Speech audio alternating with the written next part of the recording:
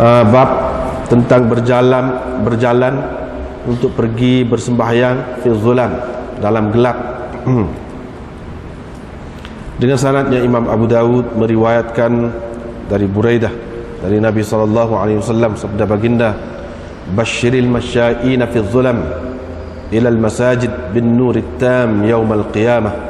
Berilah berita gembira kepada orang-orang yang berjalan dalam kegelapan ke masjid, bahwa mereka akan mendapat cahaya yang sempurna pada hari kiamat nanti. Bab ma jaa fil hadi fil mashi ila shalah. Ini bab bertenang dalam perjalanan untuk bersembahyang. Dengan sanadnya Imam Abu Dawud meriwayatkan dari Abu Thumamah Al-Hannat, sesungguhnya Ka'ab bin Hujrah telah bertemu dengannya ketika dia sedang menuju ke masjid. Salah seorang daripadanya mengesan yang seorang lagi, yakni terlebih dahulu. Qala fawajadani, beliau berkata, Ka'ab bin Hujrah mendapati aku sedang mentashbikkan kedua tanganku, yakni sedang menyilang tangan, jari jemari tangan, gini. Fanahani an dhalik, dia pun menegah saya daripada melakukan begitu. Waqala, dan beliau berkata, sesungguhnya Rasulullah SAW bersabda, apabila seseorang daripada kamu berwudu dengan mengelokkan wudunya, kemudian dia keluar dengan maksud dengan menuju ke masjid, maka janganlah sekali-kali dia menyilang jari jemarinya, kerana sesungguhnya dia di dalam sembahyang.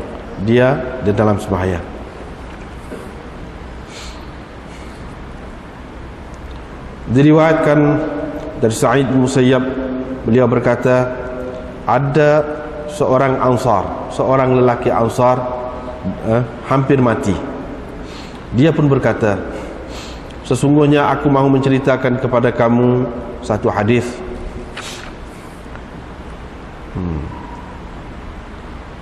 Aku tidak nak menceritakan kepada kamu ini melainkan kerana mengharapkan pahala, yakni daripada Allah. Aku telah mendengar Rasulullah SAW bersabda, apabila seseorang daripada kamu berwudu dengan mengelokkan wudunya, kemudian dia keluar untuk bersembahyang, tidak diangkat kaki kanannya, melainkan Allah menulis untuknya satu kebajikan, dan tidak diletak kaki kirinya, melainkan Allah menggugurkan daripadanya satu kejahatan, yakni dosa. Falyuqarrib ahadukum aw liyub'id, terpulanglah kepada kamu, sama ada mahu dekat ataupun mahu jauh.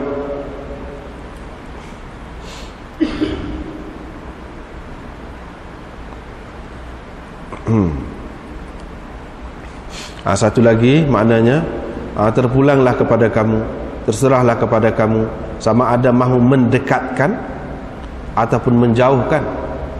Satu lagi, fa in atal masjidah, kalau dia sampai ke masjid, fa shalla fi jama'atin, lalu dia bersembahyang dengan berjemaah, nescaya diampuni dosanya. Kalau dia datang ke masjid ketika orang telah pun mengerjakan sebahagian daripada sembahyang dan masih tinggal lagi sebahagian, shalla ma adraka, dia bersembahyang apa yang sempat, wa atamma ma baqiya, dan menyempurnakan yang baki lagi ataupun yang selebihnya, kana kadzalika, begitu juga keadaannya, yakni diampuni dosanya. Fa in atal masjidah, kalau dia pergi ke masjid ketika orang-orang telah pun selesai bersembahyang, fa atamma shalah, maka dia bersembahyang, yakni dengan menyempurnakan sembahyangnya, kana kadzalika, begitu juga keadaannya, yakni diampuni dosanya. Babun fi man kharaja yuridu shalah fasubiqa biha. Ini bab tentang orang yang keluar untuk bersembahyang, fasubiqa biha, tetapi sembahyang telah pun terlepas, ataupun tetapi dia telah terlepas sembahyang. Boleh juga mafhumnya. Diriwayatkan dari Abi Hurairah, beliau berkata, Nabi SAW bersabda, sesiapa yang berwudu dengan mengelokkan wudunya, kemudian dia pergi, lalu didapati orang telah pun bersembahyang, Allah memberikan kepadanya a'tahu, tu ada hu tu. Kalau kita ni tak ada ha tu, tapi bawah tu ada ha tu betulnya. Sebab kalau tak ada ha tu, dia tidak tulis lagu tu alif, tetapi tulis dengan alif layyinah dari segi imla dia. A'tahu Allahu azza wa jalla mithla ajri man sallaha, Allah memberikan kepadanya seperti pahala orang yang telah mengerjakan sembahyang dan telah hadir bersembahyang jemaah. La yanqusu dzalika min ajrihim syai'an, dengan tidak kurang sedikit pun pahala mereka. yakni dengan Allah tidak mengurangkan sedikit pun pahala mereka. Bab majaa fi khurujin nisa ila masjid, bab hadis tentang keluar orang-orang perempuan ke masjid. Diriwayatkan dari Abi Hurairah bahwa Rasulullah sallallahu alaihi wasallam bersabda, jangan kamu tegah ataupun larang ima Allah, asal maknanya hamba-hamba Allah yang perempuan, maksudnya orang-orang perempuan lah. Jangan kamu tegah orang-orang perempuan pergi ke masjid Allah, tetapi hendaklah mereka keluar dalam keadaan tafilat, dalam keadaan biasa bersahaja. Diriwayatkan dari Ibnu Umar, beliau berkata Rasulullah sallallahu alaihi wasallam bersabda, jangan kamu tegah atau halang atau larang orang-orang perempuan pergi ke masjid Allah. Diriwayatkan dari Ibnu Umar radhiyallahu anhuma, beliau berkata Rasulullah sallallahu alaihi wasallam bersabda, jangan kamu melarang perempuan-perempuan kamu ataupun istri-istri kamu pergi ke masjid. Wa buyutuhunna khairul lahunna, tetapi ataupun wala bagaimanapun rumah-rumah mereka lebih baik untuk mereka.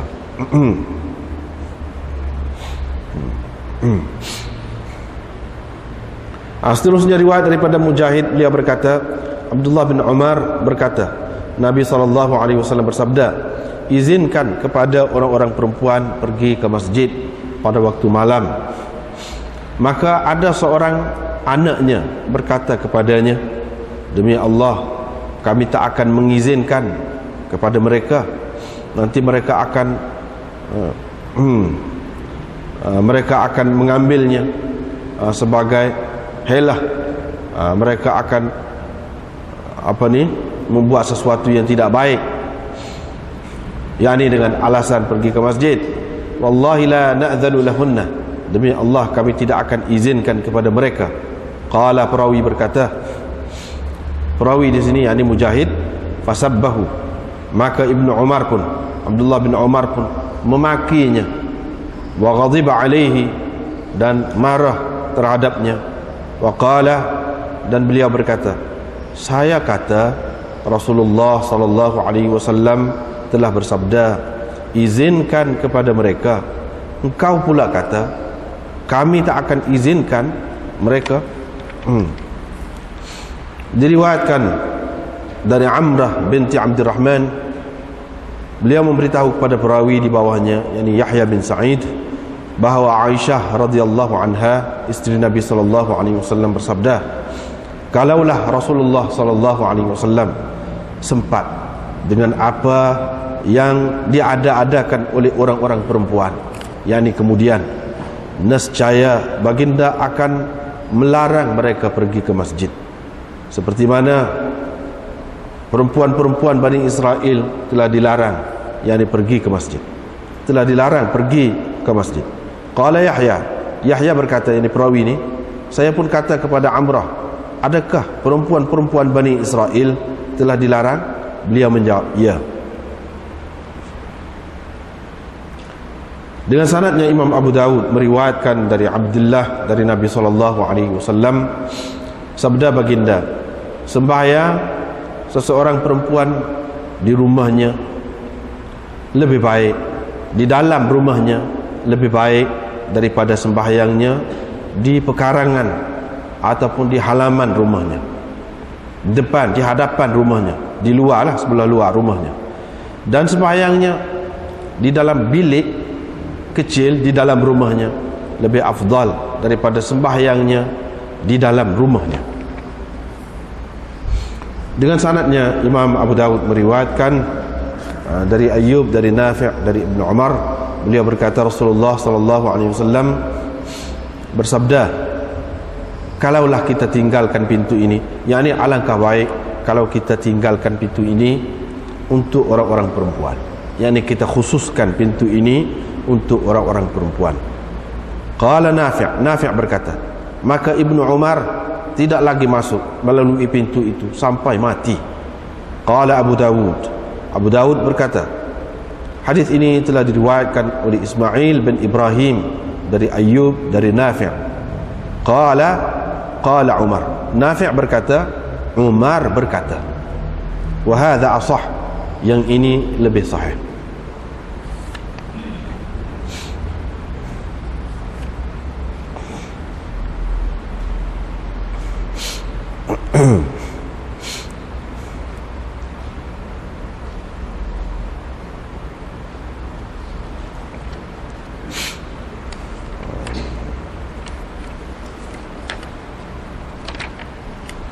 Ini bab hadis tentang berjalan kaki, masyi itu makna berjalan kaki,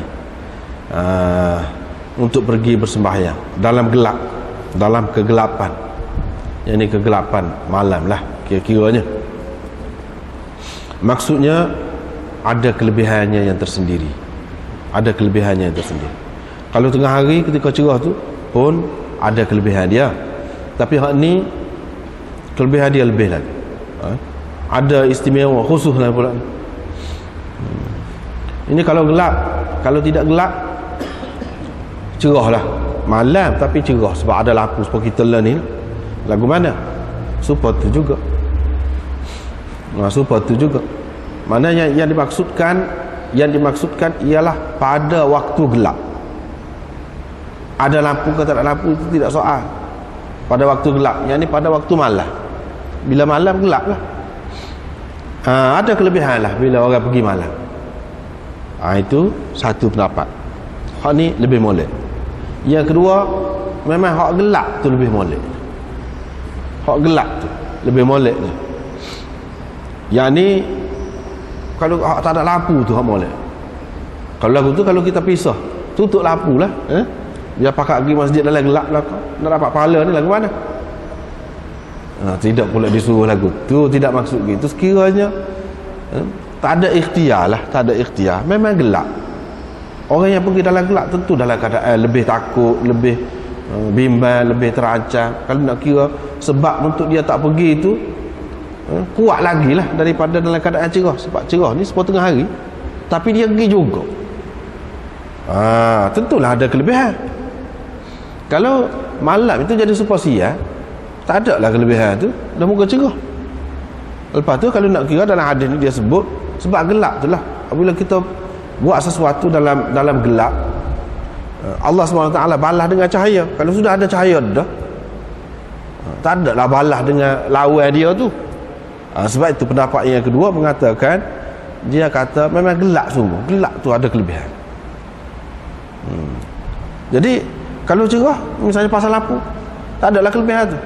Kira-kira ada juga, tapi tidak sama lah dengan kalau bergelap betul.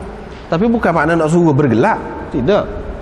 Sekiranya dalam keadaan gitu, bayangkan orang-orang di zaman Nabi SAW dulu, dia jauh rumah dia tu, sebatu, dua batu, jalan kaki dalam gelap. Jalan kaki dalam gelap takkanlah sama dengan orang yang seperti zaman kita ni pergi dalam keadaan cerah, tak ada nampak, tak ada takut, tak ada bimbang, tak ada gapo. Lepas tu sembahyang Isya ni pula dengan Nabi SAW biasanya dia sembahyang lewat. Bila sembahyang lewat nak balik tu lagi gelap lagi. Maknanya sebagai balasan kepada kerisauan dia, balasan kepada kebimbangan dia berjalan tengah malam tu, pengorbanan dia tu, diberikan cahaya yang sempurna pada hari kiamat nanti. Itu nasabah.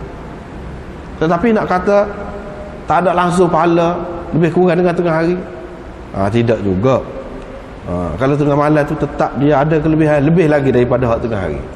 Tetapi mengikut golongan yang pertama dia kata tidak. Maksudnya masa tu, masa gelap, kita pasang lampu pun boleh pahala sepatutnya. Tapi adakah sama?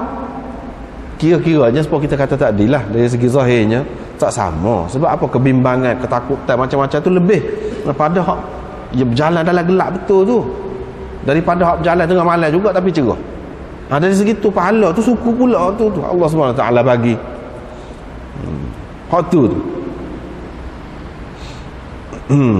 Walau bagaimanapun kedua-duanya boleh dipakai lah. Kedua-duanya boleh dipakai. Kita ambil pendapat yang pertama yang kata tadi apa hak ni lebih kuat. Sebab apa? Kalau lagu ni tak ada kesempatan lah nak dapat kelebihan hak lebih supaya orang sampai dulu. Hak tak ada lampu. Kita ni takkanlah nak pisah. Sebab kata saat ni lah takkan nak pisah. Padahal lampu untuk dapat pahala. Apa ni pahala banyak. Tak akan berlaku lah betul. Kecuali kerana memang lampu terpadam lah kerana kerosakan apa-apa. Kalau kita nak buat nak pisah. Jadi kalau nak kira orang zaman sekarang ni dengan sebab ada lampu cerah tu tak boleh pahala. Serupa dengan orang hak dulu gitu. Nak kata dengan pasti gitu, tak ada hadis yang terang yang jelas pun. Tak ada hadis yang terang. Jadi dengan sebab itu lebih sesuai di sini maksudnya pada waktu malam tu. Tak kira lah ada lampu ke tidak ada lampu. Sebab kalau tak ada lampu tu, ya mungkin orang zaman dulu dia tak boleh nak bayar. Sebab kita sekarang ni cerah sepanjang malam dia tak boleh nak bayar. Tapi kita ni daripada sekarang ni, sebelum pada ni selama mana dah ada lampu, dah akan datang tak tahulah. Takut nak kau cerah kau tengah malam. Kalau lagu tu tak dapatlah pahala. Kalau serupa, dah tengah hari dengan malam tu serupa jadi. Jadi dengan sebab itu kita kata maksud di sini ialah waktu tu, waktu gelap sepatutnya. Tetapi oleh kerana ada lampu tidak jadi gelap. Pergi pada waktu tu ada kelebihan. Gitulah. Ada balasan dia. Barulah kita dapat. Sebab tu yang kita kata tadi hak pertama lebih baik. Kalau tidak kak, keistimewaan tadi khusus dengan orang yang duduk dalam gelap saja. Kita tak ada harapan nak boleh nur tam pada hari kiamat nanti. Kata gitu dia kena dalil lebih terang lagi. Kalau lagu saat ni tak padan. Kita nak kata putus bahawa orang yang duduk dalam cahaya ni tak akan dapat cahaya yang sempurna. Tak padan lagi setara ni. Tak padan lagi.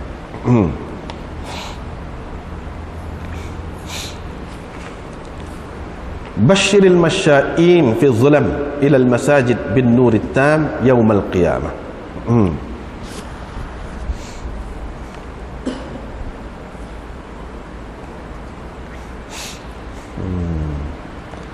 Berilah berita gembira kepada orang-orang yang berjalan dalam gelap pergi ke masjid tu.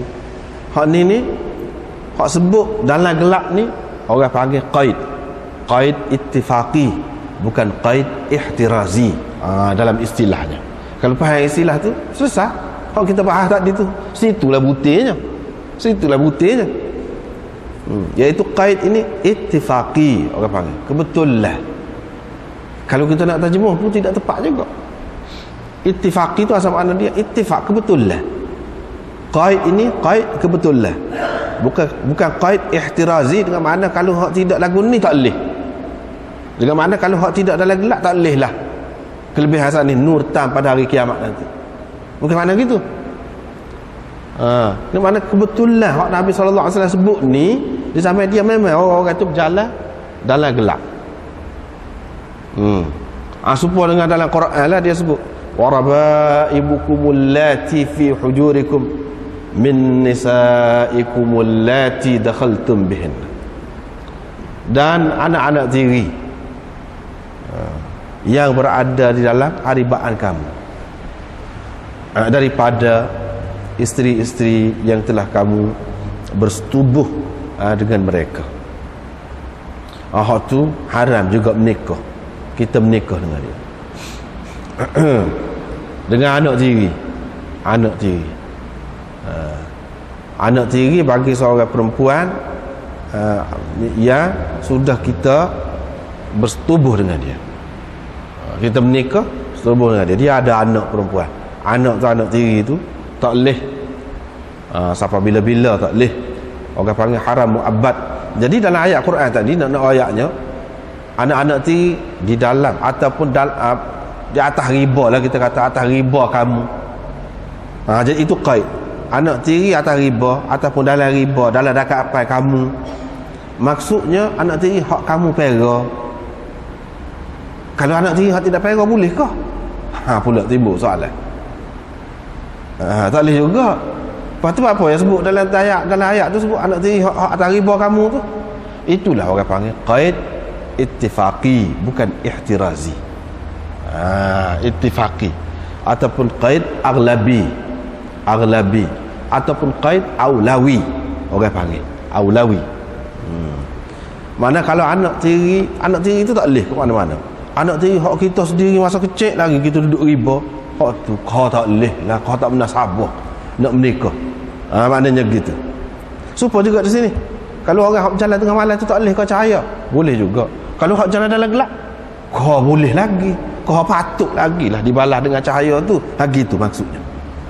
Bukan makna orang hak tidak jalan dalam gelap tu tak boleh. Mana di sini hak jalan dalam gelap tu lebih-lebih lagi lah boleh. Kalau hak jalan dalam cerah tengah malam tu pun boleh. Sebab qaid di sini tidak mesti makna kena ada gelap ni baru boleh hak ni ganjaran tadi ataupun pahala tadi. Bukan lagu tu. Bukan qaid ihtirazi, orang panggil. Qaid ihtirazi ni makna kena syaratnya baru boleh. Cahaya yang sempurna pada hari kiamat nanti tu bila berjalan dalam gelap. Maknanya kira-kira kalau ada lampu pun tak boleh, kita kena tutup lampu lah. Jalan dalam gelap baru boleh hak ni. Kalau kita faham gitu. Tapi kalau faham seperti tadi, tak timbul masalah tu. Itu pentingnya faham tu. Mengaji tu, kalau tidak ngaji tak tahu benda lagu tu, tak tahu. Banyak sekali contoh-contoh dalam Quran yang seumpama itu. Pada hari kiamat nanti, jadi pasal apa ni? Dibalas gelap lawan dia cahaya. Memang biasa begitu. Dia hukum Islam ni, hukum Allah SWT bagi ni, dia sesuai. Hak dunia dengan akhirat tu sesuai. Akhirat tu sambungan kepada hak dunia. Jadi balas saya dibagi tu memang sesuai. Memang sesuai. Seperti di sini orang jalan dalam gelap ataupun pada waktu gelap, dia akan dibalas dengan cahaya. Sesuai lawan dia. Lepas tu banyak lagi orang yang kita kata mengumpat orang ataupun kata huduh ke orang, balasan dia gunting lidah ke misalnya. Sesuai balasan lagu tu. Orang yang mendahului imam dalam sembahyang dia tu, imam dia tak rokok lagi, dia rokok dah. Esok daripada masyarakat esok bangkit dalam keadaan kepala dia supaya hemar, tubuh supaya orang. Itu pun sesuai kalau kita perhati. Itu apa? Mana tidak layak memiliki kepala orang ni. Dia layak memiliki kepala hemar. Hemar ni bagi orang Arab mana-mana pun, masa mana-mana pun maklum, ada hemar di kalangan dia tu maklum. Perbandingan bodoh. Perbandingan bodoh. Ni bodoh ni. Dah kita nak ikut orang, ikutlah betul-betul. Apa kita mendahului dia, nak litah dia pula? Tak ada akal lah lagu tu. Kalau kita ada pemimpin, kita ikutlah pemimpin. Apa makna ada pemimpin, lepas tu kita nak litah dia? Mana tak ada akal lah. Balasan dia lagu tu. Begitu juga orang yang susah dalam dunia ni, susah sabar dia begitu gini, besok dia dapat senang. Itu balasan dia tu memang sesuai. Kemudian balasan-balasan yang disebut dalam hadis, begitu juga dalam Quran ini, akhirat tu dia boleh jadi banyak tempat lah, banyak tempat. Jadi hak ni di mana? Boleh jadi dalam kubur, boleh jadi pada mahsyar. Dalam syurga tak, hak ni tidak dalam syurga. Balasan ni tidak dalam syurga, sebab dalam syurga tu memang tempat dia dah cerah, tak timbul dah gelap, tak ada dah masalah gelap. Hak bimbangnya di pada mahsyar dan dalam kubur, hak tu hak tempat boleh jadi gelap. Boleh jadi gelap. Jadi untuk mengatasi kegelapan tu, kita kena buat ni. Inilah caranya. Iman sajalah dan amal soleh sajalah yang dapat mencerahkan kita dalam kehidupan akan datang. Sebab ada di dalam kubur ataupun di padang mahsyar. Itu hak mungkin.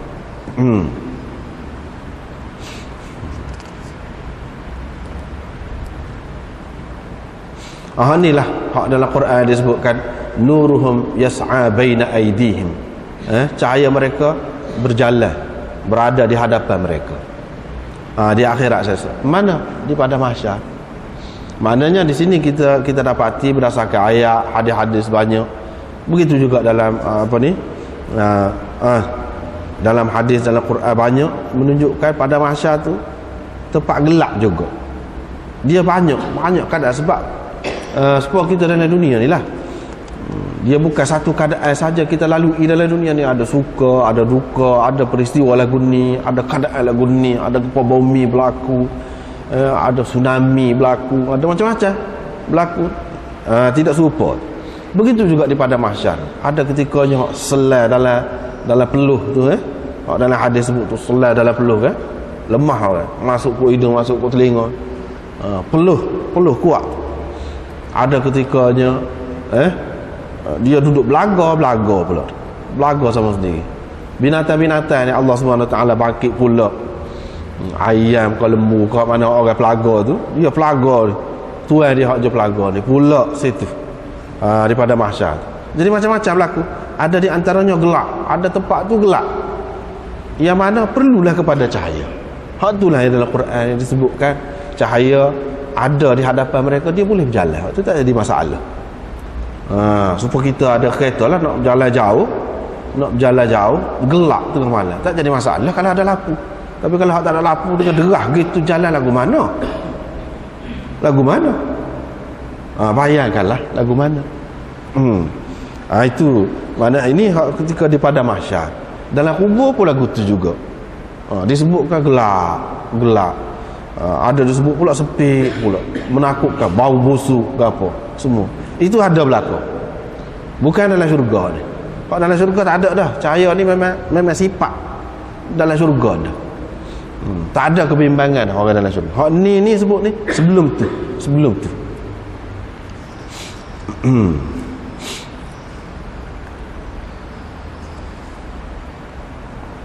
Kemudian ini dalam hadis ni dia sebut gini, dalam Bukhari ada sebut.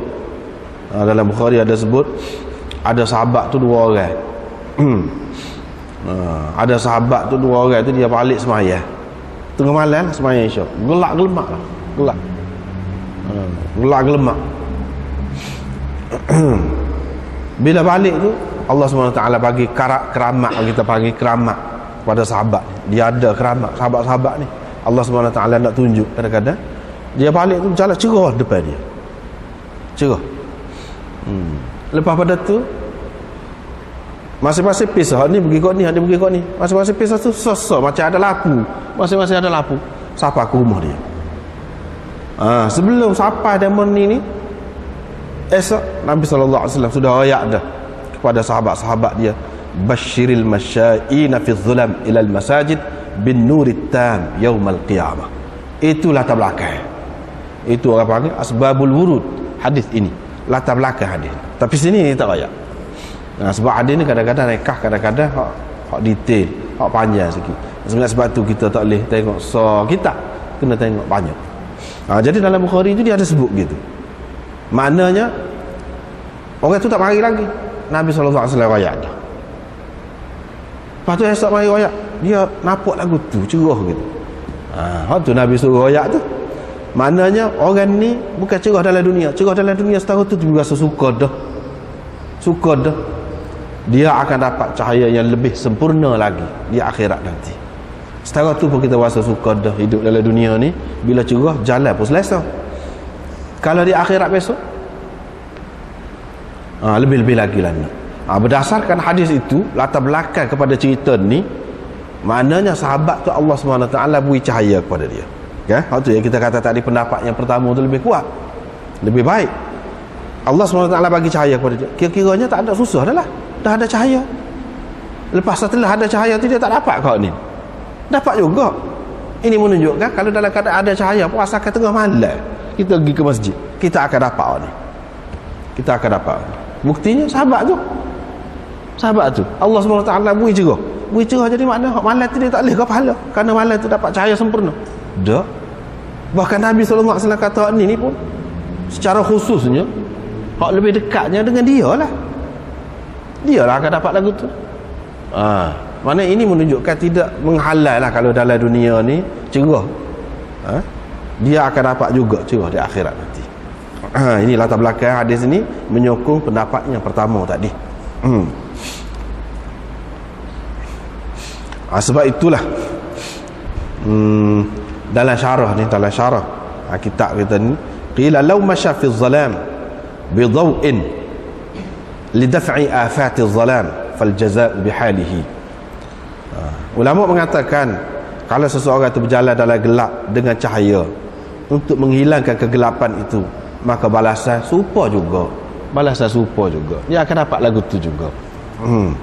Tidak kata khusus dengan orang zaman itu hak tak ada lapu, tidak, kita pun dapat juga. Bau maja fil hadi fil mashi ila salah. Ini bab hadis tentang bertenang. Hadi dengan makna bertenang dalam perjalanan untuk pergi bersembahyang. Tak payah hunggah. Kalau duduk dengar tu imam duduk baca dah pun jalan dengan tenang. Tak payah hunggah. Kita akan dapat serupa juga. Cuma yang penting jaga adab-adab dia lah. Di antara adab dia nya jalan dengan tenang.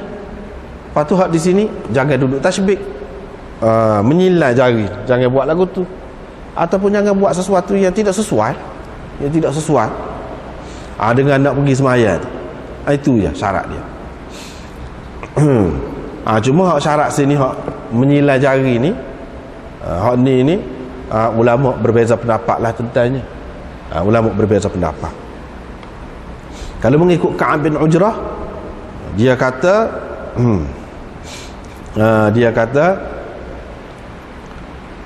Rasulullah sallallahu alaihi wasallam bersabda begini. Mana tak boleh lah tasbih jari jemari ni tak boleh.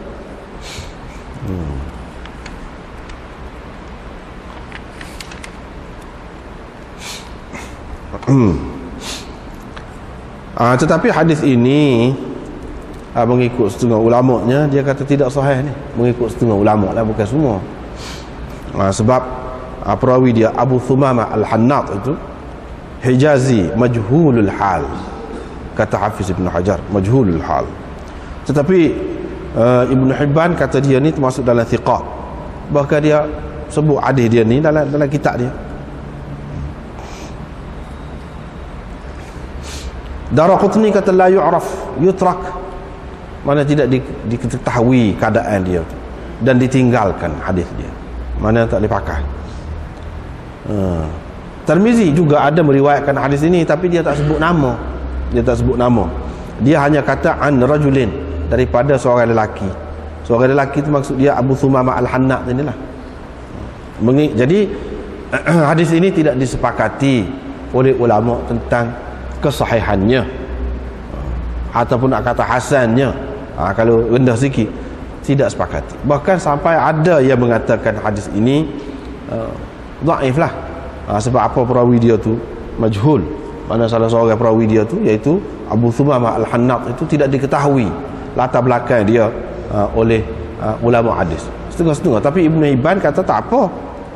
Ibn Hibban baik, kalau kita terima tak apalah, kita boleh pakailah dia ni, riwayat dia kita terima. Apa makna Nabi SAW larang ni tasbih gini? Itulah yang jadi masalahnya. Itu jadi masalah. Tetapi bagi ulama yang perhati dari segi makna dan dari segi biasalah hadis ni, tidak semestinya hak sebut dalam hadis ni maknanya larang ni bermakna haram kita buat, dosa nah kalau kita buat. Ada kalanya dengan makna makruh, dengan makna makruh, kurang molek, dengan makna kurang molek, kurang sesuai, tidak sesuai dengan adab orang nak pergi sembahyang. Gitu saja.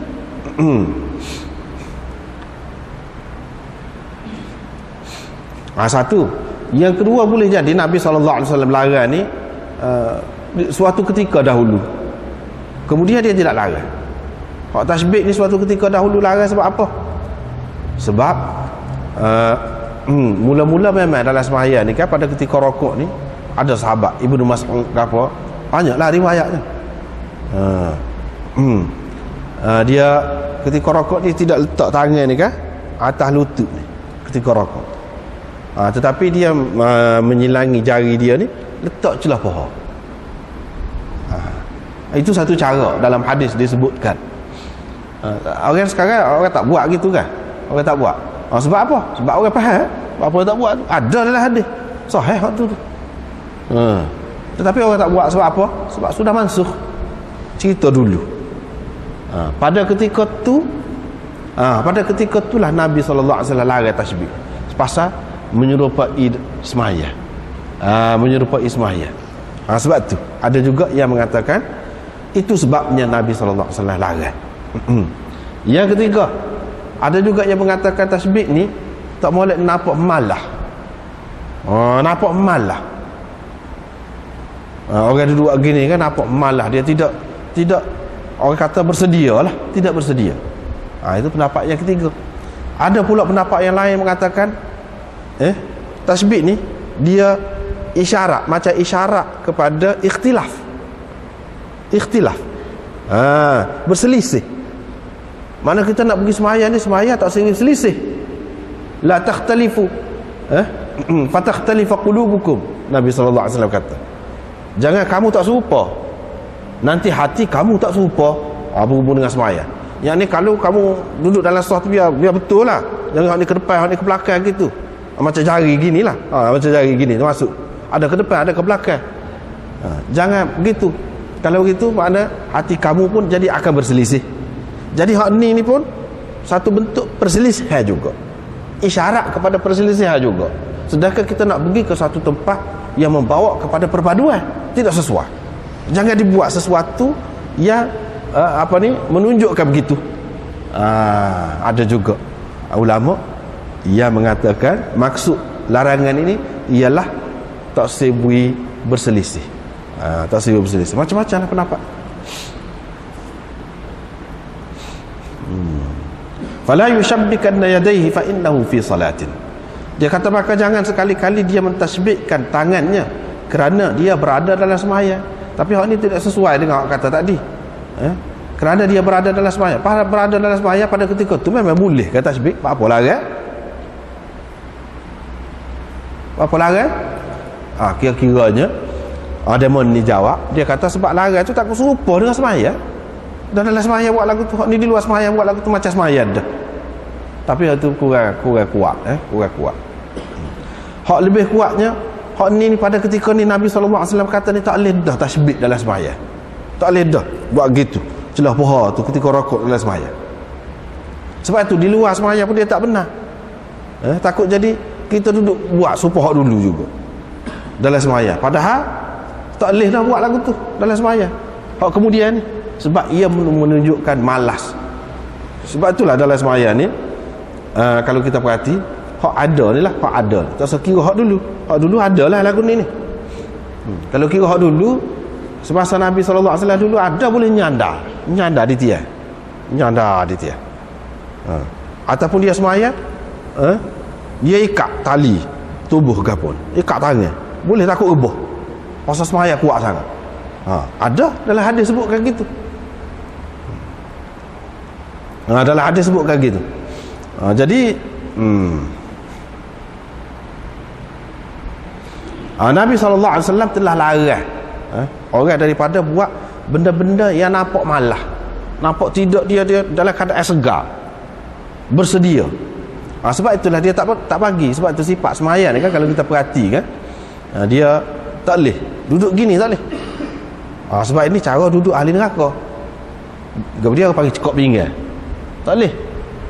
Lenggok, tak boleh. Cara orang sombong, lenggok. Cara orang betul lah kita kata. Tak boleh juga.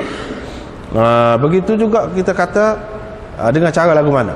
Banyak lagi bentuk-bentuk lain yang menggambarkan tak baik lah. Kalau kita kata sujud cepat sangat, tak boleh. Sebab apa? Dia serupa dengan binatang, serupa dengan ayam patut lah. Sebab tu Nabi SAW kata jangan kamu sujud tu serupa ayam patut. Jadi sesuai dengan binatang. Kita nak membuktikan kepada Tuhan kita sebagai manusia, tidak sesuai.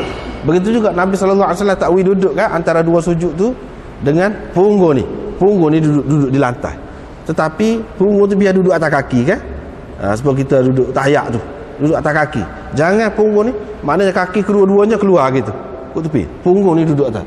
Itu dia kata supaya anjing duduk. Jadi sebab binatang je tak boleh.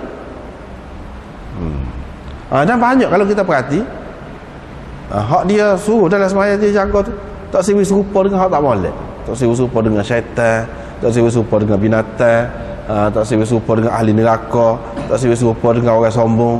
Bahkan nampak daripada sembahyang tu seorang yang segar, bukan mengantuk, bukan malas. Sebab tu dia takwil dalam sembahyang ni farqa'atul asabi'. Farqa'ah ni ada buat gini biar bunyi, pecek sini biar bunyi, patah jari. Dia takwil juga. Pasal apa? Nampak ni malah, nampak orang letih kau gapo, dia takwil. Bahkan dia suruh kita dalam keadaan segar.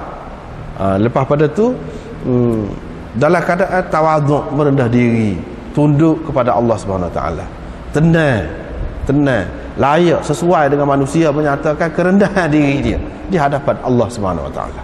Itu sifat dia. Jadi hak ni pun tidak sesuai ni. Hak ni tidak sesuai. Itulah sebab dilarang. Seterusnya riwayat daripada ada seorang Ansar ni dekat nak mati, Sa'id Musayyab kata. Dekat nak mati dia pun kata kepada orang, dia nak riwayat hadis ni, kata dia, aku tidak nak riwayat hadis ni melainkan kerana dapat pahala, kerana mengharapkan pahala lah, nak hitung pahala, nak kira pahala. Dia pun riwayat lah gini. Ini menunjukkan bahawa kita baca hadis ni boleh pahala, riwayat hadis ni boleh pahala, bukan baca Quran sahaja boleh pahala. Sebab apa? Tengok sahabat ini, dia kata dia nak cari pahala dengan riwayat hadis ni.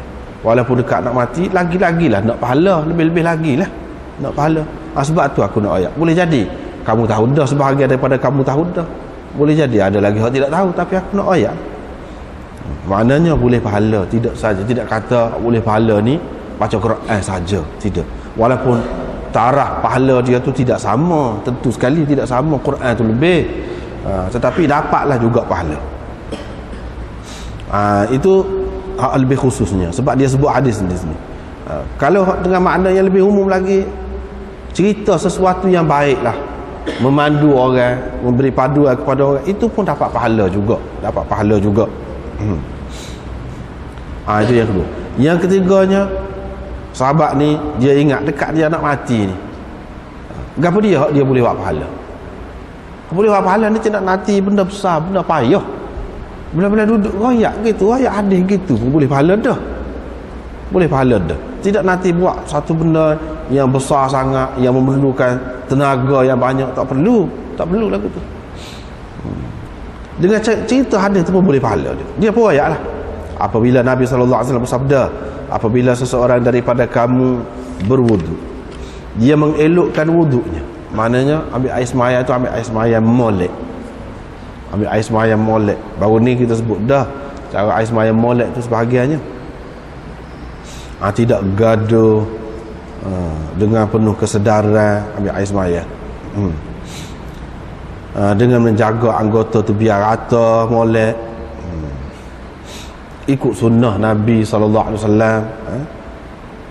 jaga hak sunnah dia, apa semua jaga. Itulah dia katakan fa ahsanal wudu. Lepas tu dia pergi sembahyang, tidak diangkat kaki kanan, angkat saja kaki kanan. Allah SWT tulis dah satu kebajikan untuk dia, dan tidak dia letak kaki kiri, akak, maknanya akak kanan, lepas tu letak kiri pula. Allah SWT gugurkan daripada dia satu kejahatan ataupun dosa. Jadi hak sana ni apa ya, tulis kebajikan tu ketika akak tu. Lepas tu kalau akak kaki kiri tak boleh pun, tak boleh kau. Hak sana dia letak, kalau letak kaki kiri jatuh dosa. mesti kau nak dapat pahala tu akak kanan. Lepas tu kalau akak kiri nak jalan juga. Kalau tidak nak akak kanan lagu mana? Kalau tak akak kiri dulu. Nah. Tak pernah sabar lah lagu mana. Ini semua isyarat belaka. Jadi hak ala kemolek ni maknanya ala akak.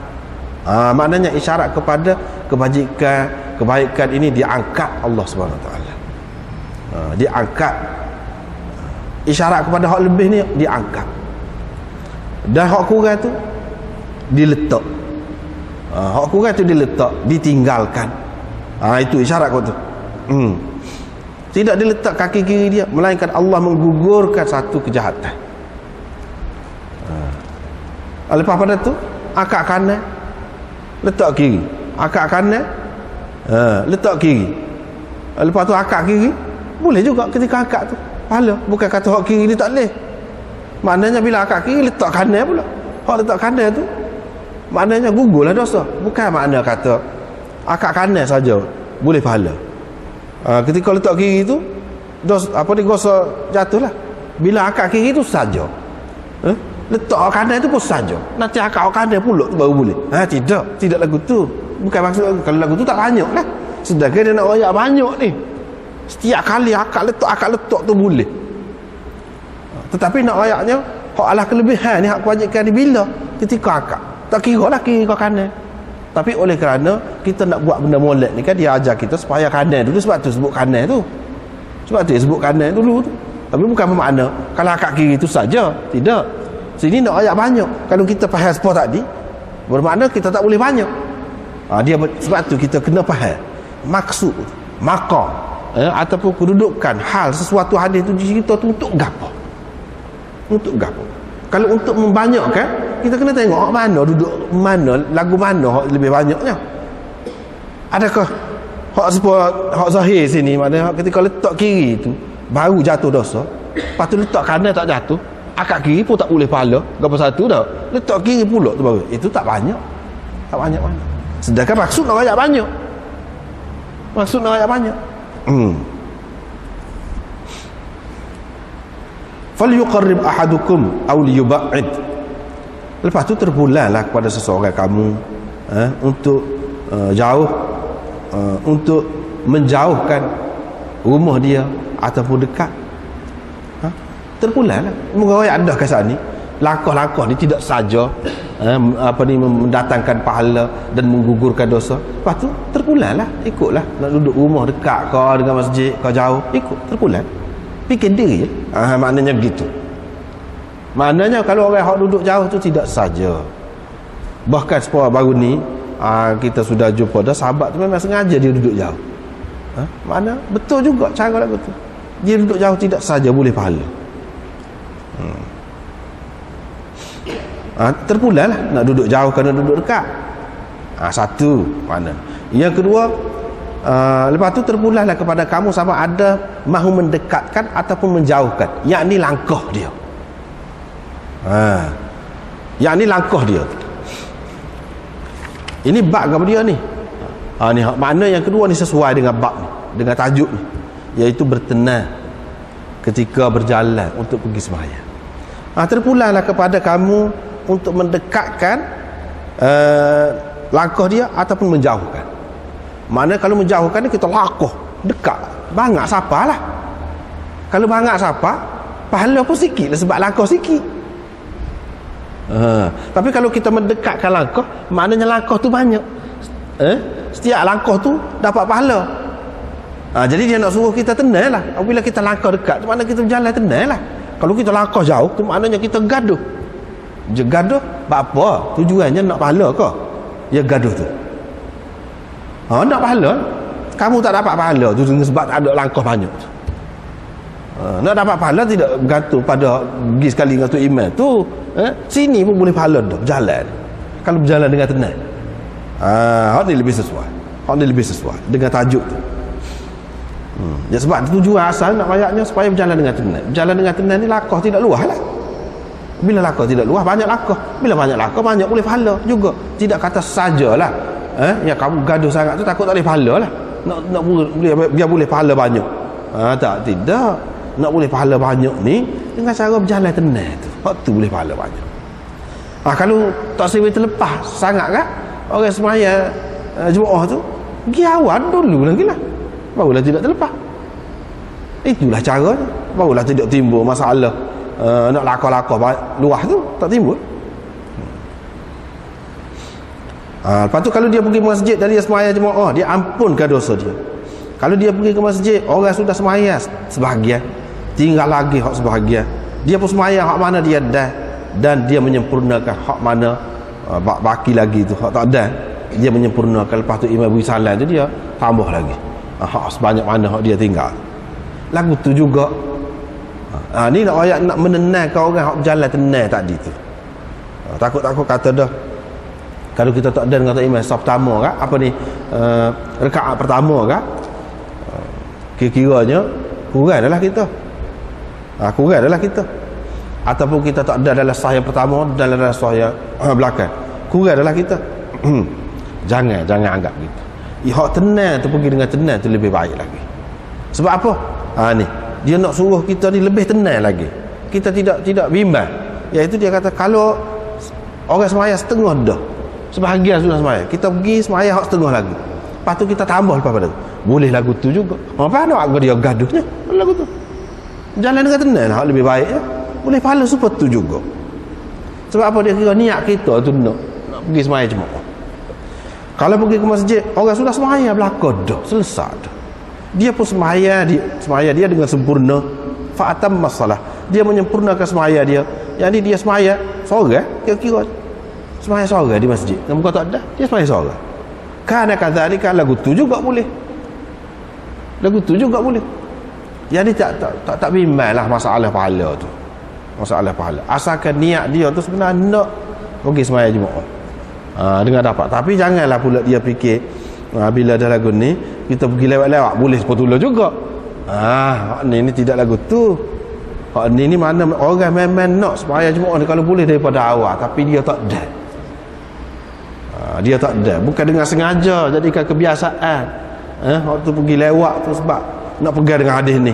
Sedangkan hadis ni tidak maksud gitu. Hadis ni nak menenangkan orang yang kadang-kadang berlaku begitu kepada dia. Lepas tu dia berjalan dengan tenang, lalu terlepaslah semaya. Hak lagu tu sebenarnya dia ni pun habis cakap jaga dah, tapi kerana sebab-sebab tertentu, kerana tadi masuk dalam bilik air ke ataupun cerah perut ke gapo ke, kita kata tak ada sebab tu. Tapi dah Nabi suruh berjalan dengan tenang, berjalanlah dengan tenang. Kerana berjalan dengan tenang tu tak ada, maka ni boleh dalam keadaan tu. Sebab apa yang kita kata gitu? Banyak ada hadis yang menunjukkan orang yang biasa semasa dia segar, dia duduk semaya, buat amalan sunat, buat kata gini. Bila dia sakit, dia tak boleh buat itu. Allah SWT bagi pahala kepada dia pada ketika sakit serupa dengan hak dia segar. Tapi kalau dia sudah jadi kebiasaan gitulah ketika dia segar. Kalau ketika dia segar dia tak buat apa-apa, dia nak boleh pahala hak tu je pula. Hak ni pun seperti tu. Jadi kalau kita faham hadis lagu tu, banyak selesai masalah. Banyak selesai masalah. Kita tidak akan jadi muskil. Apa yang tak buat pun boleh juga. Tak buat boleh juga tu sebab hati tu memang nak buat, tapi tak boleh pergi. Sok cakap terlajar. Kalau nak kira kebiasaannya tak tinggal. Sebab tu boleh. Supaya juga orang ni. Hak ni pun lagu tu. Bukan makna dia sengaja. Kalau sengaja tak boleh. Dengan sengaja tak boleh. Lepas tu ni Zahir Hadis kata gitu. Zahir Hadis pun kata gitu. Zahir tu tidak dimaksudkan begitu. Tak boleh nak pakai Zahir. Kalau pakai Zahir, tak boleh nak pakai Zahir. Kalau pakai Zahir, berat. Sebab tu kita kena tengok banyak hadis, tak boleh tengok tak boleh tengok kalau lagu ni enggak, kalau kita nak kira tak, orang tunggu nanti tu imam dekat nak sudah semaya, biar dia sudah kita pergi. Kononnya kita tak ada lah semaya Jumaat dengan dia, tak apa bukan boleh juga. Kita nak katakan kalau pakai Zahir lagu tu.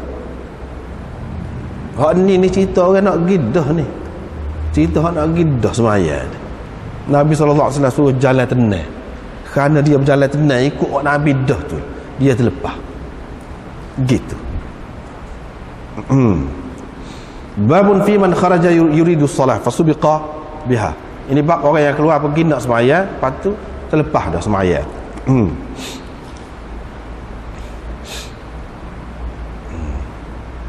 Diriwayatkan dari Abi Hurairah, beliau berkata Nabi SAW bersabda, sesiapa yang berwudu dengan mengelokkan wuduknya lepas tu pergi ke masjid, dia mendapati orang sudah sembahyang, Allah SWT beri kepada dia pahala serupa dengan pahala orang yang telah bersembahyang itu dan telah menghadirinya, dengan tidak mengurangkan pahala mereka sedikit pun. Bukan kata bagi pahala, tak bagi pahala orang lain itu bagi, tidak, orang lain itu boleh, hak dia pun boleh dengan sempurna, hak dia pun boleh. Tapi hak lagu mana? Sebab tadi tidak dengan makna orang dia jadi kebiasaan pergi lewat, tidak.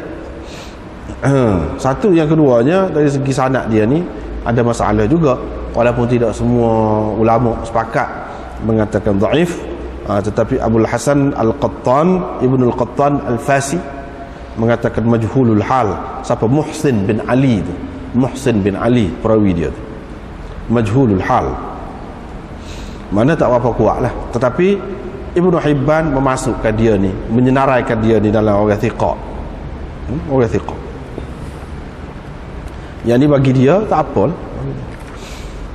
Kalau kita terima hadis ini, dan orang lain yang terima pun dia pakai lagu mana seperti kita kata tadi, bukan dengan makna sengaja dia jadikan kebiasaan itu, pasti boleh juga, tidak. Tidak.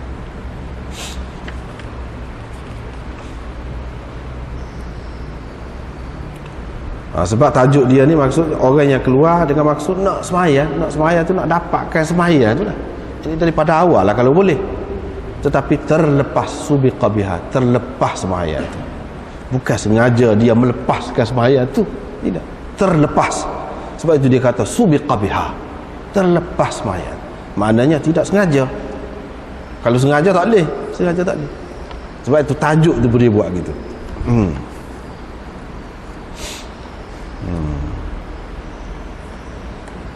Ini bab tentang orang-orang perempuan pergi keluar ke masjid, boleh ke tidak? Jawabnya berdasarkan hadis-hadis ni, Imam Abu Daud nak cerita, ada hak kata boleh, ada hak kata tak boleh. Hak kata boleh ni dalil dia ada sini, hak kata tak boleh tu pun dalil dia ada sini juga. Hak kata tak boleh tu secara tak boleh tu kurang molek ke ataupun memang tak boleh. Itu pun masuk dalam hak ni lah, dalam bab ni. Keluar orang perempuan pergi ke masjid. Abu Hurairah meriwayatkan, dia kata Rasulullah SAW kata jangan larang orang perempuan pergi ke masjid, tetapi mereka hendaklah keluar dengan tafilat, dalam keadaan bersahaja, tidak berjanguk, tidak berhias supaya nak pergi tempat orang baik wah kita kata, tidak lagu tu, pergi biasa. Jangan sampai menarik perhatian orang dengan pakai gelang kaki ke. Tetapi kalau keadaan masjid itu, adakah kena cabut nak kau gelang kaki? Tidak juga, tidak cara, cuma jangan sampai mengganggu orang. Kalau kita kata setengah-setengah masjid tu suku, apa masjid ni orang perempuan suku, tak ada bunyi pun, jadi makna tak ada apa lah kalau pakai pun. Tapi hak moleknya tak usah pakai lah perhiasan tu. Tapi kalau pakai, hak ulama kata tak boleh pakai, tapi secara mutlak tak boleh tu kalau sekiranya mengganggu orang, menarik perhatian orang. Begitu juga pakai bedak lebih-lebih, pakai air wangi lebih-lebih, jadi sehingga menarik perhatian orang, tak boleh. Tapi bukan dengan makna di sini, dengan makna tafilat ini biar bau busuk, tidak. Siapa hak dekat nak sembahyang tu pun tak boleh. Tidak, makna bersahaja. Bersahaja. Bau busuk tidak, bukan itu maksud.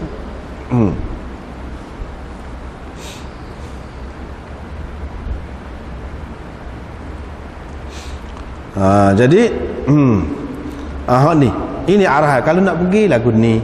Sebab apa? Sebab masjid tu tempat ramai, terutamanya masjid di zaman Nabi SAW. Masjid tu sepik, lepas tu orang perempuan dengan orang lelaki dekat sangat.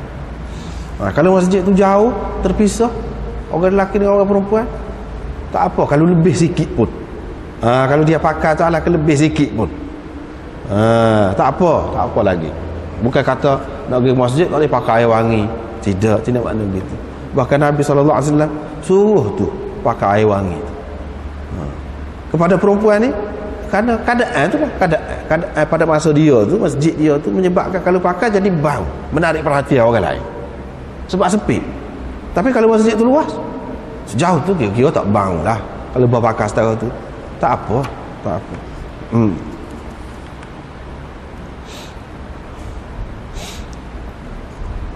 Jangan larang perempuan pergi ke masjid. Maknanya kita tak boleh larang lah kalau dia nak pergi masjid. Ini hadis ini menjadi pegangan kepada orang yang mengatakan perempuan boleh pergi ke masjid lah. Tak boleh larang.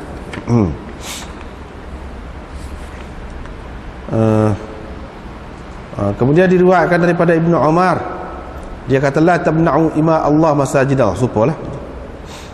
Lepas tu riwayat daripada Ibnu Umar lagi, jangan larang isteri-isteri kamu atau perempuan-perempuan kamu pergi ke masjid, tapi rumah mereka tu lebih baik lagi untuk mereka. Hadis ini menjadi pegangan kepada orang yang mengatakan untuk orang perempuan semaya di rumah tu lebih afdal lagi, lebih baik lagi untuk mereka.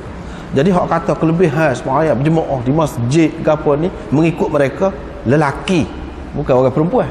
Tak termasuk orang perempuan. Orang perempuan tu bagi mereka lebih baik semaya di rumah.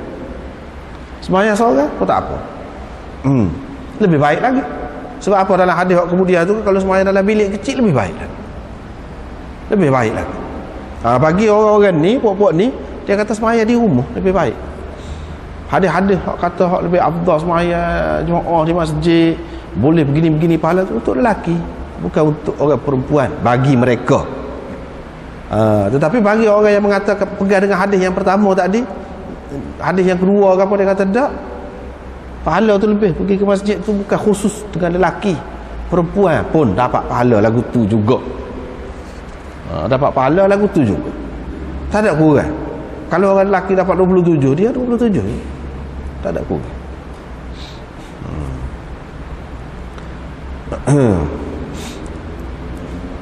Lepas tu hak dalam hadis ni, golongan yang pertama tu hak kata pergi masjid serupa juga, bagus juga, molek juga sepuluh orang lelaki. Lepas tu dia nak kata lagu mana hak Nabi SAW kata semaya di rumah lebih baik.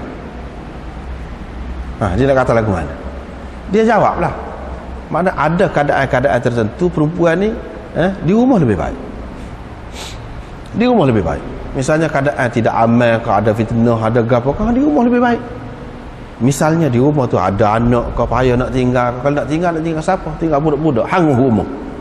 Siapa hanguh rumah? Pasal apa? Ibu bapa dia nak pergi sembahyang jemaah di masjid. Tak padan lah kalau siapa lagu tu. Jadi antara lelaki dengan perempuan, hak mana hak lebih patut duduk rumah? Perempuan. Hak lebih patut duduk rumah. Orang tua, hak nak jaga budak-budak. Ada keadaan-keadaan yang seumpama itu yang menyebabkan dia lebih baik duduk di rumah. Bukan baik di masjid. Dia kata keadaan-keadaan itu bukan umum, bukan semua, bukan tetap lebih baik di rumah ni. Tidak. Kalau lagu tu masjid ni mana khusus untuk orang lelaki saja kau kebaikan ni, untuk orang perempuan lagu mana? Itu persoalan. Dengan sebab itu lebih baik kita pakai pendapat Hasan ni. Tetapi orang-orang yang mengatakan tak boleh tu, orang-orang yang mengatakan tak boleh, dia pegang dengan hadis Ibnu Umar ni lah. Sampai Ibnu Umar ni kan bila dia kata hadis ni, anak dia pun kata tak, demi Allah kami akan tak izin, kami tak akan izin mereka ni pergi ke masjid, demi Allah kami tak akan izin. Ibnu Umar maki anak dia, dan marah kepada anak dia. Dalam riwayat dia tak ada sebut, dalam riwayat lain ada sebut dia tak kecek sampai mati dengan anak dia. Anak dia tu nama apa dia? Nama Bilal. Setengah ulama mengatakan nama Waqid, setengah ulama mengatakan kedua-dua tu, pasal dua orang tu terlibat. Bahkan Waqid tu dia gocoh dada anak dia. Pasal apa? Pasal anak dia bantah, dia royak hadis, aku royak Rasulullah kata lagu ni, mu kata lagu ni. Siapa dia tidak tegur, ini menunjukkan bahawa kalau orang royak hadis kita tak boleh tak boleh main-main, tak boleh, jangan. Sahabat dulu dia tahu kan Nabi SAW larang kata kecek lebih daripada 3 hari, tak boleh, tak halal tu. Apa lagi dengan anak ni, tak kecek sampai mati ni. Ibnu Umar faham lagu mana hadis tu? Ibnu Umar faham lagu mana hadis tu?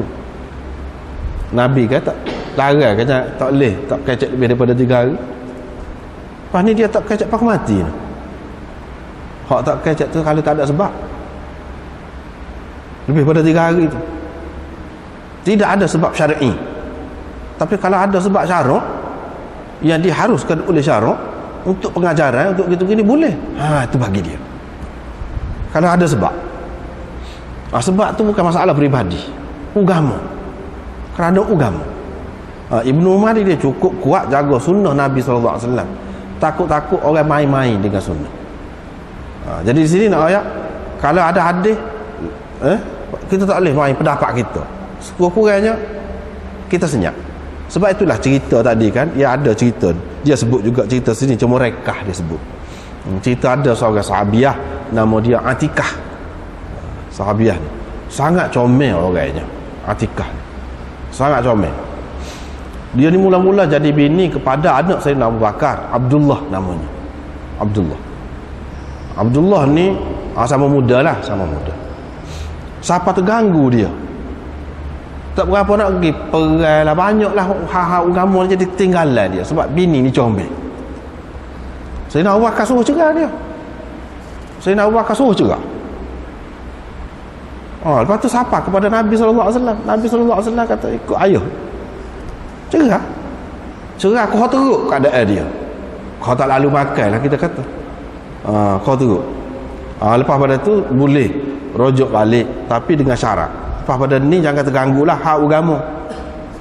Syarat tak apa. Lepas tu balik kelik baik pula. Bila kelik baik, lepas pada tu memang betul lah dia pergi berjihad. Anak dia ni Abdullah ni pergi berjihad, mati syahid. Tu cerita. Lepas pada tu Atikah tu menikah dengan orang lain pula. Menikah dengan Sayyidina Umar. Dengan Sayyidina Umar, dia ni Atikah ni setiap kali dia menikah dia beri syarat. Boleh jangan larang dia pergi masjid nak sembahyang Jumaat. Boleh. Sayyidina Umar pun tak kata apa. Padahal Sayyidina Umar mengikut pendapat dia, orang perempuan tak boleh pergi masjid. Tapi dah bini dia saat ni beri syarat gitu, dia tak larang pergi. Sebab apa? Ada hadis ke mana-mana. Bini dia ni kata hadis ni, ikut hadis Nabi SAW. Sebab tu dia tak larang. Lepas pada tu menikah pula dengan Zubair. Menikah pula dengan Zubair. Zubair ni dia tak kenal juga. Bini dia pergi ke masjid tengah malam. Katanya dalam ceritanya, dia ganggu bini dia tu. Dia sendiri dia ganggu bini dia. Dan buka buat syarat lagu tu kan, dia terima lah, tak apalah pergi ke masjid. Tapi lagu mana cara dia biar bini dia ni tak pergi ke masjid? Sebab apa? Sebab mengikut dia orang perempuan kurang molek pergi ke masjid. Jadi katanya dia ganggu bini dia lah. Ada setengah cerita tu kata dia jamuh bini dia tengah malam. Ada setengah tu kata dia bahar kau gapo kau dengan sesuatu lah. Amin. Lepas tu bini dia pun balik kata, tak boleh pergi lah ni. Boleh pergi ni kalau boleh pergi ni kalau orang tu, orang kata dia ni tidak orang dah ni lah ni kata dia rosak betul dah zaman ni kata dia. Jadi tak pergi dengan sendirinya, tak pergi. Lepas pada dia mati tu, Sayyidina Ali pula minat dia, nak menikah dengan dia. Dia tak sih. Dia tak sih. Sebab apa dia tak sih? Sebab apa? Boleh katakan mana-mana orang nikah dengan dia kan, mati syahid lah kau. Mati syahid. Mati belah kau. Dia kata takut. Bukan takut, tak sajalah dia sebut. Begitu. Jadi maknanya sahabiah ni dia pegang hadis. Suami-suami dia tu tak berani nak langgar. Sayyidina Umar sendiri pun walaupun pendapat dia tidak begitu, tapi dia tak kata apa bini dia pergi ke masjid. Sebab apa? Ni hadis ni. Di satu pihak hadis, di satu pihak pendapat kita. Kita jangan kata apa.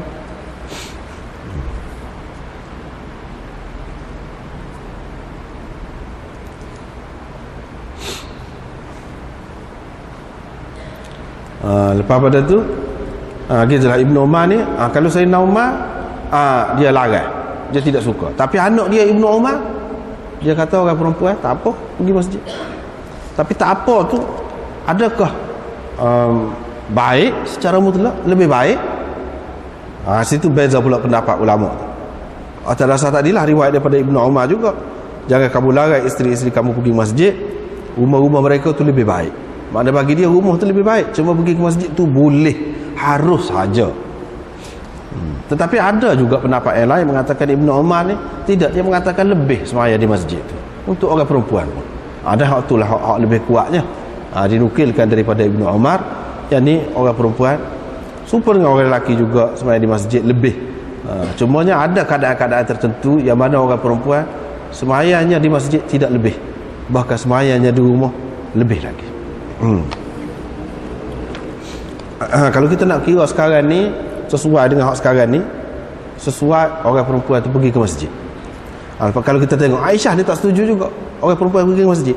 Dia kata kalau Rasulullah dan dengan supaya zaman lain ni, tentu dia larang orang perempuan pergi ke masjid. Supaya dengan perempuan Bani Israel dulu, maknanya tak benar. Setara mana zaman dia tu rusak, mana lebih dengan zaman kita sekarang ni, kita kata setara zaman dia tu pun dia kata gitu. Inilah bagi orang-orang yang mengatakan perempuan tu tak boleh pergi sembahyang masjid. Sebab dia kira zaman kita ni lebih teruk lagi daripada zaman Aisyah tu. Setara zaman dia tu Aisyah kata lagu tu. Atas dasar ni lah, macam Imam Abu Hanifah ke apa kan, dia kata perempuan tak boleh. Sembahyang tak sah? Sah. Bukan siapa tak sah, tetapi tidak ada kelebihan pergi ke masjid, tak ada kelebihan. Di rumah lebih lagi. Sebab tu kalau kita pergi ke negeri-negeri yang pakai mazhab Imam Abu Hanifah ni kan, dia tak ada ruang orang perempuan sembahyang, tak ada. Tidak seperti kita kan, ada ruang orang perempuan. Di negeri-negeri ni tak ada bagi orang perempuan. Sebab kalau orang perempuan pergi pun jarang, tak ada. Itu kesan mazhab lah, pakai mazhab tu. Tetapi kalau nak kira hak mana lebih molek, hak mana lebih molek? Hak lebih moleknya hak boleh gitu. Sebab apa? Betul, kita kata betul, banyak fitnah, ataupun orang pergi tu dengan jangok lebih lah setengah-setengah tu. Tapi kalau pergi ke masjid, biasanya di masjid ni dia ada mengajar, ada gapo. Bila ada mengajar, sekurang-kurangnya antara maghrib dengan isyak tu dia dengar orang mengajar, dapat juga ilmu agama sikit sebanyak.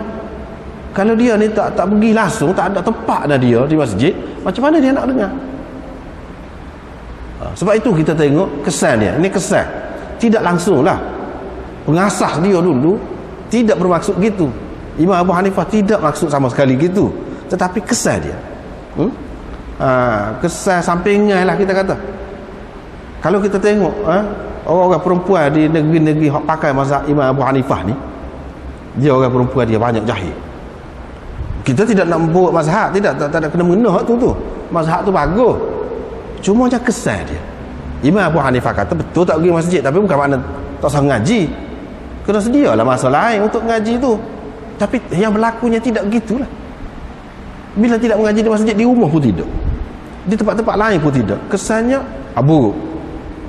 Dalam keadaan ni orang perempuan keluar juga. Kalau tidak keluar ke masjid, bukan keluar ke masjid saja, lain keluar pergi menaga macam-macam lagi buat, pergi naik bas sana sini, tiba-tiba pergi masjid tak boleh, lain tak ada halangan. Kalau nak kira lain, bukan nak kira serupa juga hukumnya, tak boleh juga. Mana sampai menarik perhatian orang lelaki, menimbulkan fitnah, serupa je. Tidak di masjid saja, bahkan di masjid kan nak kira lebih terpelihara. Sebab orang-orang yang pergi tu dia dengan maksud kerana Allah, nak buat kebajikan, takkan dia nak buat dosa pula, kita kata. Tidak serupa dengan orang pergi kedai, nak kira lebih terpelihara lagi. Apa kita kata tidak baik kalau orang perempuan dia pergi ke masjid. Dalam keadaan kalau dia pergi ke masjid sikit sebanyak, dia akan dapat juga ilmu. Dia pergi lain kata, pergi mari juga sini, ada juga dapat. Tapi kalau pergi lain masjid tak mari, apa kesannya? Kesannya dapat kita lihat di negeri-negeri yang pakai mazhab tadi, itu kesannya. Walaupun Imam Abu Hanifah tidak maksud gitu, tetapi orang kemudian ni dia jadi lari daripada hak tu asal, lari daripada hak tu asal. Dia kesan ada, tak dapat tidak ada. Ni terpulang kepada kita orang kemudian pula lah untuk menilai mana lebih baik, hak mana lebih baik. Jadi pada adanya hak lebih baik orang perempuan pergi ke masjid, sebab dia pergi juga ke lain.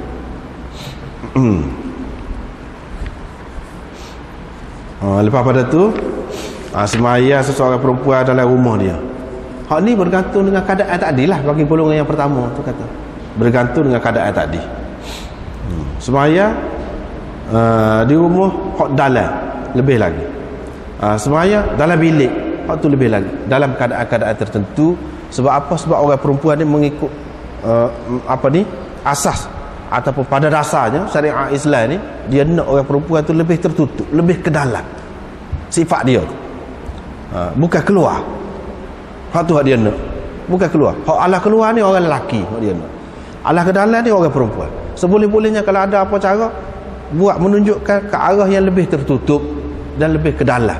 Bukan tak ada peranan, ada peranan, tapi peranan ke dalam, bukan keluar. Dengan sebab itulah dalam mazhab Imam Abu Hanifah sendiri pun yang dia kata orang perempuan ni tak boleh pergi ke masjid. Sebab apa? Dia pakai hadis ni lah, sebab lebih tertutup. Siapa dia nak suruh tertutup orang perempuan ni dalam sembahyang pun, ni letak tangan ni tidak serupa dengan orang Syafi'i. Orang perempuan, orang lelaki dia letak bawah pusat tangan ni dakak kiam kita panggil, letak bawah pusat. Orang perempuan letak dah atas tetek. Sebab ini lebih tertutup bagi dia, lebih sesuai dengan orang perempuan. Kita tengok dalam hadis, banyak mana hadis kalau orang perempuan ke arah lebih tertutup, hak tu yang lebih baik untuk dia, ke dalam, bukan keluar. Dia perhati semua. Begitu juga kalau dia nak duduk kan, dia cara dia sembahyang, orang mazhab Imam Abu Hanifah, orang perempuan, dia tidak serupa orang kita mazhab Syafi'i. Sini kalau orang Syafi'i nak sujud tu kan, punggung tungging seperti orang lelaki. Dia kata tidak sesuai cara lagu tu, tidak tertutup. Orang perempuan ni hak sesuainya lebih tertutup. Jadi lagu mana? Cara dia sujud, cara dia sujud pelik. Boleh jadi kalau kita tak biasa, tak mengaji cara dia, kita kata macam mana tak mengaji kalau kita kata. Ya sebetulnya kita tak mengaji. Bukan dia tak mengaji, dia tu mengaji dah cara dia, sekat dia tu. Dia tahu hak tu pun tak apalah, dia tahu dah tu. Kita dia mengaji tidak luar. Hak sebetulnya betul dah. Dia turun lagu mana? Dia turun duduk dulu, kapak punggung ni ke lantai. Lepas pada tu dengan punggung ni tetap di lantai, sujud gitu. Macam stokor telefon duduk situ. Mana dia turun, punggung dulu, duduk dulu, lepas tu baru sujud. Itu cara dia, lebih tertutup, supaya lebih tertutup. Sebab kalau tungging tidak sesuai dengan orang perempuan. Itu cara dia. Tetapi itulah mazhab ni pelik. Dia masalah pendapat masing-masing. Kalau kita tengok orang perempuan lebih dari segi aurat dia semaya lebih terbuka pula. Dia tak apa nampak rambut ni, pakai kain kelubung biasa nampak rambut, dia tak apa. Muka dia kira depan Tuhan. Hak tak boleh depan orang, tak boleh. Kena jagalah rambut apa. Lepas tu lengan ni pakai baju sekat ni, baju kebaya tak apa. Kalau kita baju kebaya kan sekat lengan, nampak lengan tak apa, kaki tak apa nampak, tak ada jadi masalah dia. Pakai seluar, orang dia semaya pakai seluar gitu, tak apa. Bapa yang tak apa tu dah muka di rumah, apa tak boleh, dah muka di rumah, siapa dia nak tengok dia tertutup tu, keadaan di rumah tu tertutup tu, bukan di masjid lagu tu. Tapi orang perempuan dia kalau katakanlah pergi ke masjid pun lagu tu juga. Orang kita ni pakai kain telokor dengan berlapis-lapis kan, tak nampak tangan ni gapo ni semua ni, tak nampak. Dia tidak, rambut apa mesti tertutup sikit pun boleh tu. Dia tidak. Situ pula. Tapi sebab dia kira semaya di rumah tu sudah tertutup dah. Walau bagaimanapun dia tidak kata tak sah kalau pakai telekung. Kau molek. Cuma kalau tak pakai lagu tu pun tak apa. Tak apa.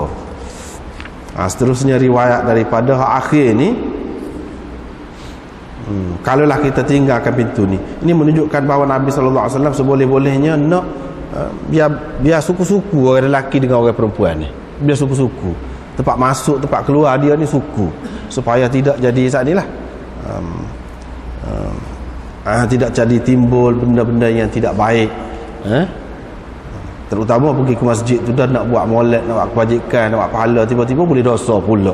Kerana pasal apa? Kerana berlewat dengan orang tino. Apalagi kalau hak bau-bau ataupun yang menarik perhatian lah. Sebab itulah Nabi SAW kata, alangkah baiknya kalau kita buat gini-gini. Nafi' kata Ibnu Umar pun tak masuk dah kot pintu tu bila Nabi SAW kata siapa mati, dia tak masuk kot pintu tu. Sebab apa? Ibnu Umar ni cukup jaga hak Nabi SAW kata lagu tu. Tetapi riwayat ini khilaf di antara perawi dia. Ismail bin Ibrahim meriwayatkan daripada Ayyub. Hak saat ni Abdul Warith meriwayatkan daripada Ayyub. Abdul Warith memarfu'kan hadis ini, yakni daripada Ibnu Umar, dia kata Rasulullah SAW kata. Itu makna memarfu'kan hadis itu, makna dia kata Nabi SAW kata. Sedangkan mengikut riwayat Ismail bin Ibrahim daripada Ayyub, daripada Nafi' juga serupa di atas tu. Cumanya Nafi' kata Umar kata. Hak tadi alangkah baiknya kalau kita khususkan pintu ni untuk orang perempuan. Bukan Nabi kata. Imam Abu Daud buat keputusan hak ni hak lebih sahih, yakni hak mauquf. Riwayat mauquf itu lebih sahih daripada riwayat marfu'. Riwayat marfu' ni makna riwayat yang menyebutkan Nabi SAW kata. Riwayat asal lagi ni mauquf, yang berhenti dekat Sayyidina Umar. Sayyidina Umar kata, dia tak ada kata Nabi SAW kata dah. Sayyidina Umar kata. Dan dalam riwayat hak mauquf ni tak ada sebut Ibnu Umar pun. Tak ada sebut Ibnu Umar. Tetapi Ibnu Umar memang tak masuk lah kot tu. Boleh jadi dia tahu ayah dia kata ni, mana ada latar belakang lah, mana Nabi SAW ada kata lah gitu. Tapi tak ada jelas Sayyidina Umar ni kata Nabi SAW kata gitu, tak ada. Imam Abu Daud membuat keputusan, dia kata hak mauquf ni lebih sahih. Ini menunjukkan bahawa hadis ini tidak semesti hak marfu' tu lebih sahih. Kadang-kadang hak mauquf lebih sahih. Hak mauquf lebih sahih. Kalau nak kira dari segi darjat dia, hak marfu' tu lebih tinggi lah, moga sampai kepada Nabi SAW. Tetapi orang tak tengok situ saja, orang tengok dari segi ketepatan dia tu, ketepatan dia. Tapi pensyarah hadis ni dia kata, Imam Abu Daud kata hak ni lebih sahih ni atas dasar mana, dia pun tidak jelas. Sebab apa? Kalau kita terima Ibnu Umar, boleh jadi moga dia sahabat juga, dia ada dengar daripada Nabi SAW. Apa salahnya? Lepas tu perawi-perawi lain serupa je, orang-orang kuat-kuat belakang ni. Ismail bin Ibrahim tidaklah kata lebih baik daripada Abdul Warith. Abdul Warith tu apa kurangnya? Kalau dia kata Rasulullah kata pun boleh diterima juga. Ya, Abu Daud buat keputusan gitu tu, itu mengikut dia lah, pendapat dia. Ini kita faham daripada sini, hadis mauquf kadang-kadang lebih sahih daripada hadis marfu'. Lebih sahih tu boleh jadi di sisi semua, boleh jadi di sisi setengah-setengah orang, setengah-setengah ulama. Ini boleh jadi. Jadi tujuan semua ni supaya suku lah, supaya suku babus sa'i ila salah, wallahu a'lam.